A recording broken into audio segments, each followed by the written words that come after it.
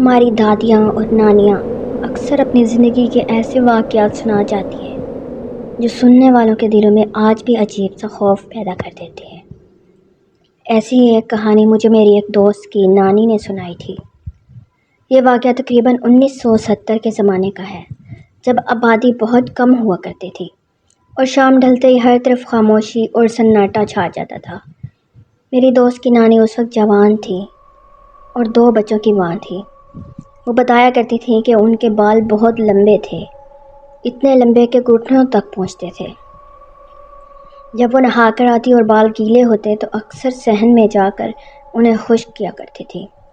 ان کے گھر کا صحن کافی بڑا تھا اور صحن میں ایک پرانا اور گھنا درخت بھی تھا جس پر جھولا بندھا ہوا تھا۔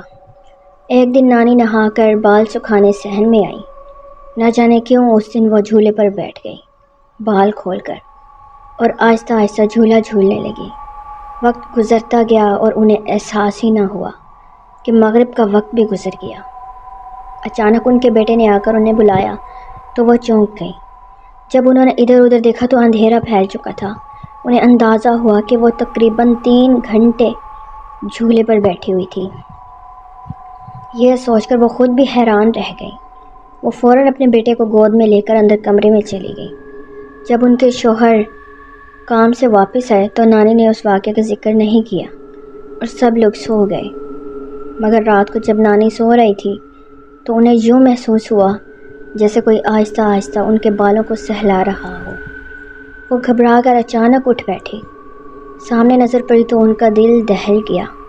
انہوں نے دیکھا کہ ایک عجیب سی عورت کھڑی ہے جس کے سر پر بال بالکل نہیں تھے، وہ گنجی تھی اور اس کا چہرہ انتہائی خوفناک تھا۔ نانی خوف سے کانپ اٹھی، اتنے میں وہ عورت اچانک غائب ہو گئی۔ نانی فوراً بستر سے اٹھی اور جگہ بدل کر دوبارہ لیٹ گئی، مگر اس رات انہیں نیند نہ آئی۔ اس واقعے کے بعد عجیب بات یہ ہوئی کہ ہر شام مغرب کے بعد وہی گنجی عورت انہیں نظر آنے لگی۔ جب بھی وہ عورت نظر آتی، نانی کے سر میں شدید درد شروع ہو جاتا، اتنا شدید کہ وہ کبھی کبھی بھی ہوش تک ہو جاتی۔ ایک رات گھر کے سب لوگ سو رہے تھے کہ اچانک نانی کی آنکھ کھل گئی۔ انہوں نے محسوس کیا کہ صحن سے لذیذ کھانے کی خوشبو آ رہی ہے، جیسے کہیں بہت سا کھانا پک رہا ہو۔ حیران ہو کر وہ آہستہ سے اٹھی اور کمرے کا دروازہ کھولا۔ دروازہ کھولتے ہی جو منظر انہوں نے دیکھا اس پر انہیں اپنی آنکھوں پر یقین نہ آیا۔ صحن میں بڑی بڑی دیگیں پک رہی تھی اور کئی عورتیں مل کر کھانا پکا رہی تھی۔ انہی عورتوں میں وہ گنجی عورت بھی شامل تھی جو اکثر نانی کو نظر آتی تھی۔ ایسا لگ رہا تھا جیسے آدھی رات کو کوئی عجیب سی محفل سجی ہو۔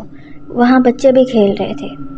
نانی کے مطابق وہ مخلوق دیکھنے میں انسانوں سے کافی مختلف تھی۔ وہ ڈر کے مارے فوراً واپس مڑی اور اپنے شوہر کو جگایا۔ وہ بھی خاموشی سے آ کر یہ منظر دیکھنے لگے۔ وہ بھی حیران اور خوف زدہ رہ گئے۔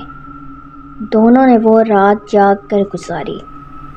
اگلے دن نانا ایک بزرگ مولانا صاحب کو گھر لے آئے۔